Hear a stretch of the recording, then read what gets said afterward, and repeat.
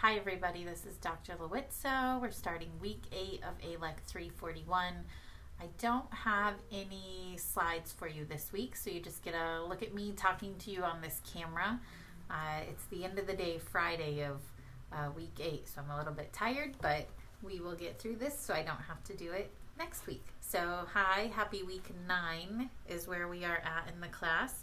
You need to watch this video so that you know what to do for your online activity number. What number are we on? Number 8.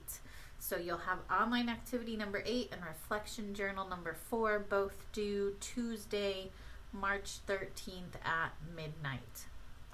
Okay, so what you need to do is read chapter 7 out of this book, and then you're going to respond to a Flipgrid post that I made for you. So instead of typing out your thoughts about chapter 7, you're going to click on the Flipgrid link that's under online activity number 8, and you'll click on the Flipgrid link I had set up. You'll go to the topic in Flipgrid and you will hit record, and you have 5 minutes to tell me, 5 minutes or less, what you have learned from the chapter. So what I want you to do is, number 1, tell me what you think the highlights of Chapter 7 are. Chapter 7 is about human society. So I want to hear what you think the highlights are. And then number 2, I want you to have a discussion in the video about what are the dominant structures in society. What are cultures? How do you define them? What cultures do we have in society?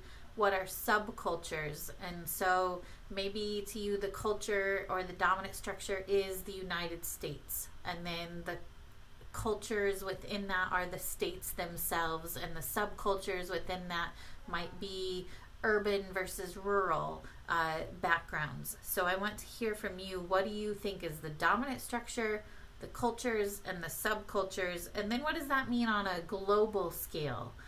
When we think about how societies are organized in public policy language and that sort of thing, like how are the different policy groups around the world connected, or how are the different countries connected, and then how do cultures and subcultures work at that level? And then third, I want you to answer, what does social change mean? The chapter talks about social change. For instance, when we rolled out transportation throughout the world, that made a whole lot of change and a whole lot of difference in how our communications progressed and how our countries worked together once we could travel and visit one another. Healthcare is an example of social change, I believe the chapter talks about. So what is social change? What does it mean? What are some examples of it from the reading or of your own example? And then lastly, what is your role as a science communicator in society for promoting social change or for engaging in social change? So number 1, explain the interconnectedness of society, dominant structure, culture, subcultures. Number 2, tell me what all of that means at the global level. Number 3, what is your role as a science communicator in social change? So within this societal structure. All right, so I want you to really take in the chapter and read it. Why should we care about this chapter? This is a chapter that should hopefully really speak to us as science communicators, as people who are working on environmental and food issues, water issues, sustainability issues, and how it's all interconnected within society and what that means.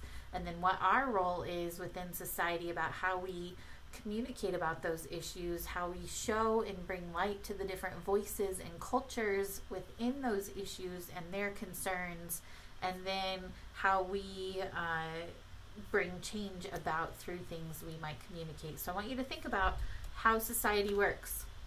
That's what chapter 7 is all about. And post that video to Flipgrid. The reflection for this week is giving me a project update, but also starting to think about those behind the scenes podcasts that we will talk about in class. You will record probably in 2 different groups behind the scenes podcast to let people know about this class and this group of students and you individually who produced the different podcasts, why you chose those topics, what you learned, what fun or surprising thing maybe happened along the way in producing those, your views and the importance of science communication and science literacy that you'd like to share with others. So that'll also be in the reflection journal. All right, I hope you guys have a great week 9. I look forward to actually seeing you record these Flipgrid responses about the chapter to me instead of reading some of your discussion posts that you make each week. All right, have a great week.